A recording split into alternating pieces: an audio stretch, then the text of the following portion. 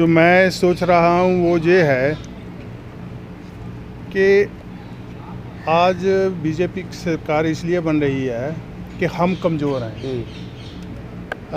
हम डिवाइडेड हैं और हम सिर्फ डिवाइडेड ही नंबर में ही नहीं हैं, जो हमारे रिसोर्सेज हैं, जैसे हमारी गिनती है वो बढ़ रही है, हमारे पास जो फाइनेंस है पहले तो आता ही नहीं, जो थोड़ा आया है वो भी बढ़ रहा है।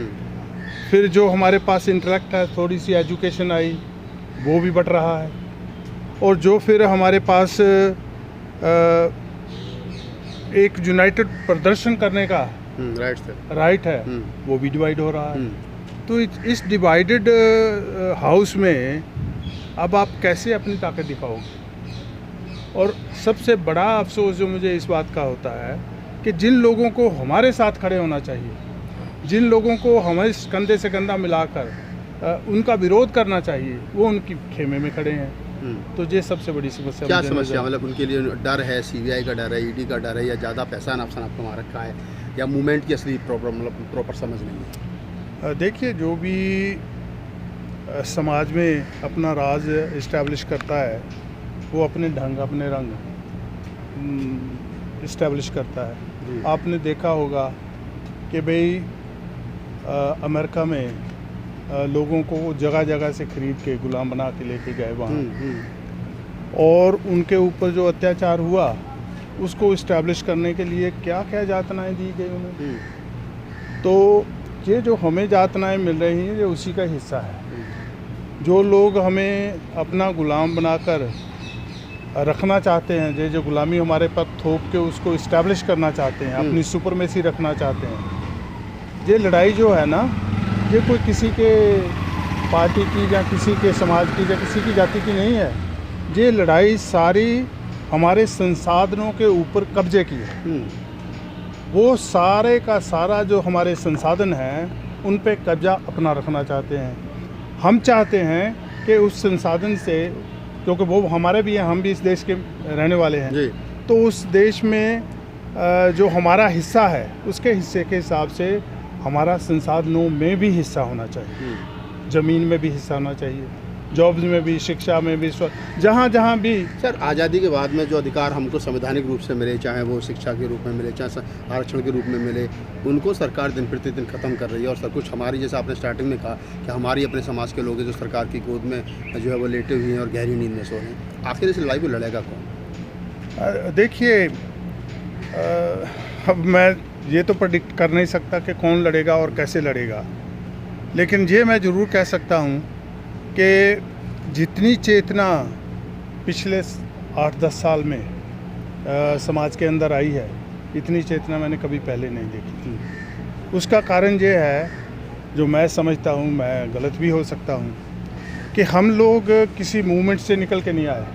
जैसे आप ब्लैक्स लोग की मूवमेंट देखो तो उनका 70-80 साल का एक संघर्ष है, लड़ते आ रहे हैं, मरते आ रहे हैं, कटते आ रहे हैं, और फिर उसको आगे बढ़ाते आ रहे हैं, तो जाकर उनको अधिकार नसीब होते हैं। और ऐसे ही आप नेल्सन मंडेला को देखो, 26 साल वो जेल में रहा, कितना अत्याचार उसके लोगों के ऊपर हुआ, तो जाकर उसका एक स्टेटस बना और उसका ये एक अथॉरिटी बनी कि भाई मैं आपसे बात करके।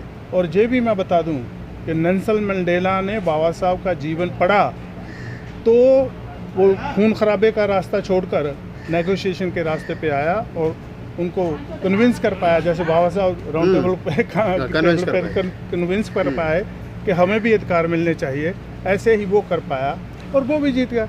अब अफसोस हमें है कि हम किसी भी मूवमेंट से नहीं निकल के आए, हमने कोई संघर्ष नहीं किया।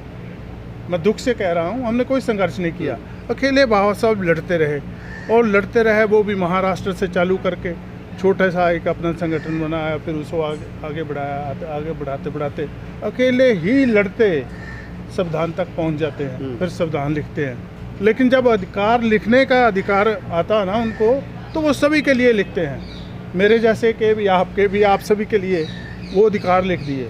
वो अधिकार हमें जैसे बिना किसी मेहनत, बिना किसी कुर्बानी, बिना कोई संघर्ष किए हुए हमारी पॉकेट में आ गया, हमारी झोली में आकर गिर गया। हम उसकी जो कदर नहीं करते। महत्वता को नहीं समझ पा रहे। हम उसकी कदर नहीं कर रहे हैं। आपने भी ब्लैक्स का इजी कम आपने और भी ब्लैक्स इजी को, वो जैसे आए हैं वैसे वैसे जा ही रहे हैं। हमारे हाथ से खिसकते जा रहे हैं, इसलिए हमें चिंता नहीं है। जब जूते पड़ेंगे, जब कटेंगे, मरेंगे, तो उन अधिकार की हमें कदर पड़ेगी। आपने भी ब्लैक्स का जिक्र किया कि ब्लैक्स लड़े, उनका अपना एक अधिकार हुआ। अमेरिका के अंदर एक ब्लैक्स की हत्या हो जाती है तो सारा देश शर्मसार होता है। वहाँ की जो वाइट्स पुलिस है वो माफ़ी मांगते हैं। यहाँ आप देखेंगे उत्तर प्रदेश के अंदर एक दलित लड़की का बलात्कार होता है, शासन प्रशासन खड़े होकर के पेट्रोल छिड़क करके आग लगवाता, रात के अंधेरे में परिवार को मिलने नहीं दिया जाता। तो हम लोग क्या बात तो ब्लैक और वाइट की कर रहे हैं और इंडिया की तुलना भी कर रहे हैं, तो हमको नहीं लग रहा कि हम तो सैकड़ों साल, हज़ारों साल पीछे उनकी सोच से। यहाँ तो खड़े होकर के शासन प्रशासन अब चलवा रहा है। देखिए, बाबा साहब एक बात कहा करते थे कि भाई गुलाम को उसकी गुलामी का एहसास करा दो तो उसके अंदर से विद्रोह पैदा होगा। वो विद्रोह खुद करेगा, आपके कहने से नहीं करेगा। जी।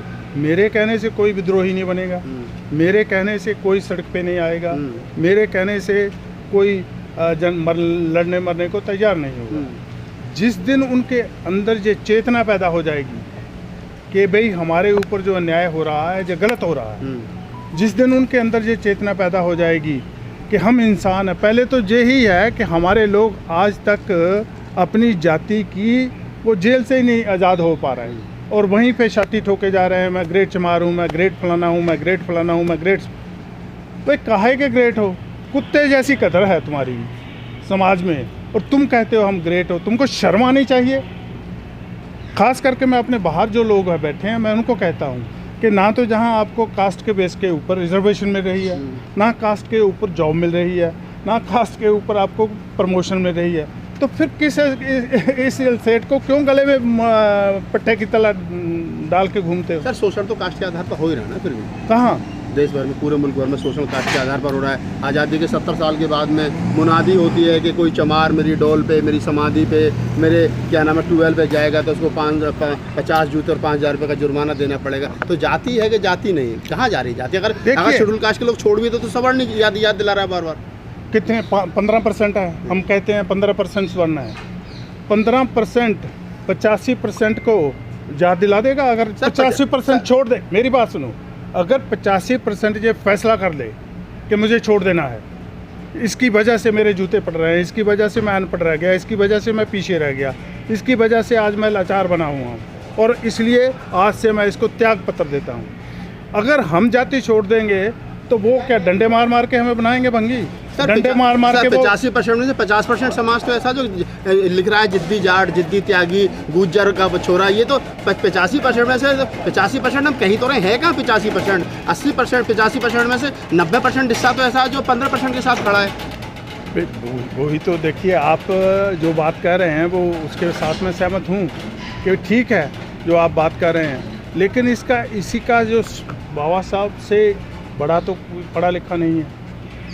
बाबा साहब से पढ़ा और बाबा साहब से बड़ा विजनरी भी कोई नहीं है। मैं तो भगवान बुद्ध की क्रांति को से ज़्यादा बाबा साहब अम्बेडकर की क्रांति को समझता हूँ कि जिसने जीरो से कहाँ हमें उठा के कहाँ पहुँचा दिया, लेकिन हम नहीं कदर करते उसकी। इसलिए हम बाबा साहब अम्बेडकर ने कंक्लूड किया कि आप लोगों को मैं देश के शासक बनाना चाहता हूँ। कैसे बनेंगे? अगर आप जातियों में बटे रहेंगे तो नहीं बनेंगे। इसलिए मैं आपको बुद्ध धर्म दे रहा हूँ। आप बुद्ध धर्म में जाएंगे, जैसे छोटी छोटी गंदी मंदी नालियाँ एक बार सागर में चली जाती हैं, फिर वो नाले नदियाँ नहीं थोड़ी कहाती हैं, वो सागर बन जाती हैं। आप एक बार सारी छोटी मोटी जातियाँ जब बुद्ध धर्म में आ जाओगे तो आप बुद्ध धर्म एक आपका समाज बन जाएगा, एक आपकी आइडेंटिटी बन जाएगी, एक आपका धर्म बन जाएगा, तो फिर आप अपनी सत्ता को हासिल कर सकते हैं। अच्छा चलिए सर, चलते चलते लास्ट सवाल हमारे दर्शकों के लिए। मनकीत सिंह बहल साहब आने वाले 10 साल में, 5 साल में फूले अम्बेडकर आंदोलन को किस ओर देखते हैं? कुछ ये ख़त्म होने के कागार पर है या बढ़ेगा? मुझे लगता है आज नहीं तो कल नहीं तो बरसों 2-4 वर्ष में कोई ना कोई सरफरा पैदा हो जाएगा जो कांशीराम की तरह झंडा लेकर फिर निकल आएगा और फिर कारवां लाइन पे आ जाएगा। जो आज डीरेल हुआ दिखाई दे रहा है, ये फिर रेल पे आ जाएगा। बहुजन राजनीति हंसी पे क्या कहोगे चलते चलते? बहुजन राजनीति में भी देखो, अगर बहुजन राजनीति को संभालने वाले संभाल लेते तो जो बिखराव नहीं होता। अब उसमें भी कोई ना कोई ऐसा चोट खाकर या ऐसा ठोकर खाकर खड़ा होगा और कहेगा कि हट जाओ पीछे सारे, मैं चला हूँ, आ जाओ मेरे साथ, होगा, चलेंगे लोग। चलिए, तो आप थे मनकीरत सिंह बहल साहब, इंग्लैंड से हर प्रोग्राम में भारत पहुंचते हैं और आज भी यहाँ पर श्रवण संस्कृति का एक प्रोग्राम था और वहाँ पर आए हैं साहब, तो हमने सोचा कि थोड़ी सी बातचीत की जाए ताकि भारत में जो लोग रहते हैं फूले अम्बेडकर आंदोलन के, उनको पता चल सके कि आप ही के बीच के लोग जो विदेशों में रहते हैं वो आपके बारे में क्या सोचते। तो मनकीरत सिंह बहल साहब से हमने इस उद्देश्य से बात की। अगर आपको हमारा वीडियो अच्छा लगे तो लाइक कीजिए, शेयर कीजिए, कमेंट कीजिए और हमारे चैनल को सब्सक्राइब कीजिए।